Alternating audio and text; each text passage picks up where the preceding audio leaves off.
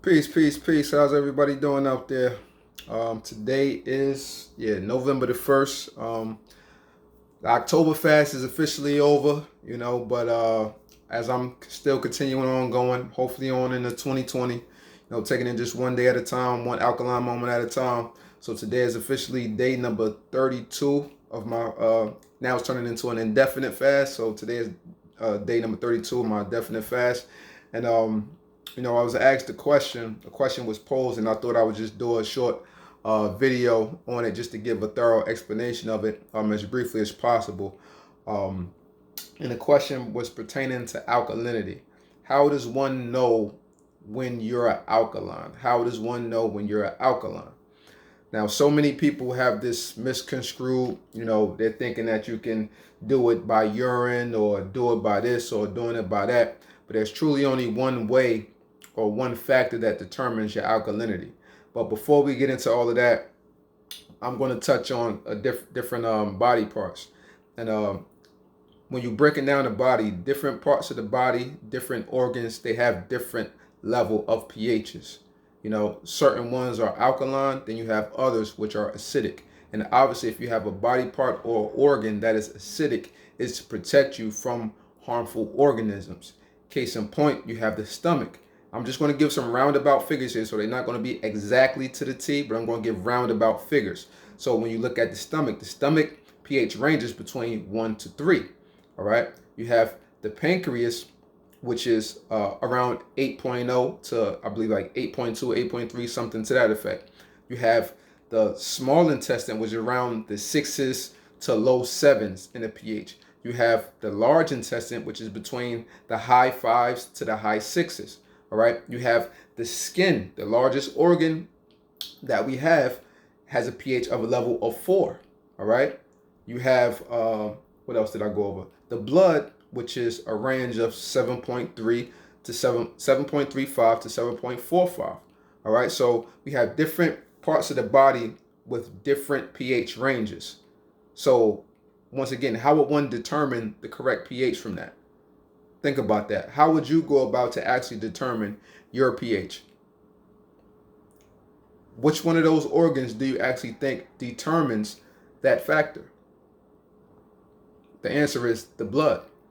The blood is the medium of our whole body. The blood is what circulates throughout all bodily systems. All right. So this is what we judge our pH level on. So as far as are we alkaline or are we not? Yes, we're all alkaline. Even those who are not living according to an alkaline diet, their blood has to be on the alkaline side, or we would all cease to exist.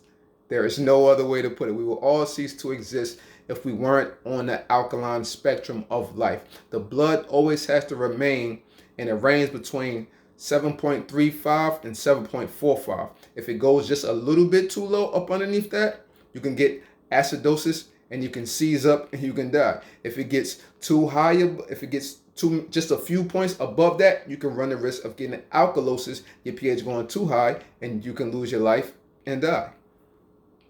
When people go to urine, all right, and this is another thing. When people go to urine and people want to use pH strips, someone that can eat meat, cheese, dairy all day long can go and drink a gallon of water and now use a pH strip, and now what? Their urine would come out alkaline. So does that mean that they're living according to an alkaline lifestyle? No. So therefore, that lets you know that you can't determine your pH, your body's pH, off of your urine.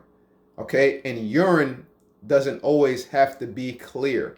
At times, your urine will be darker, and that's from all of the elimination through the lymphatic system and through the kidneys excreting out, okay, coming out of the body to clean you out.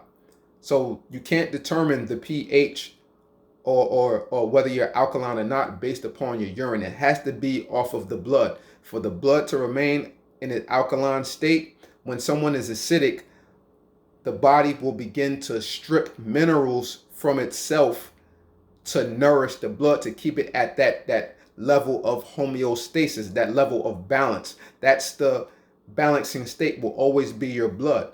So the first thing that the body will go to, it will begin to strip minerals from the bones, the hair, your skin, and your nails. The weakest places where that can be taken from are those areas. This is why the blood goes to those areas. It doesn't want to strip minerals from your pancreas or other organs. It wants to strip minerals from the places that you can spare. Obviously, hair, to have hair, it's a given. It's a blessing if you have hair.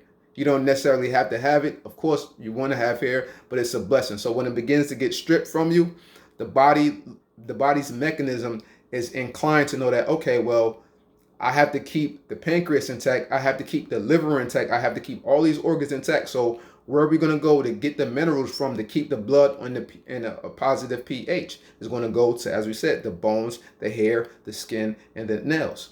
So this is why it's very important, to eat properly and to do things necessarily so that you don't end up with problems like osteoporosis, arthritis, so on and so forth. The blood is the balancing mechanism to determine your pH. So please don't go out there and waste your money on pH strips unless you're doing it to test some water or something else like that. But trying to determine your pH by your urine, that's not the way to go, because your blood always remains in that positive balance between 7.35 and 7.45. So with that, I hope this segment was edifying to everyone out there. Hope you found value within this video. And to the next time, peace and love.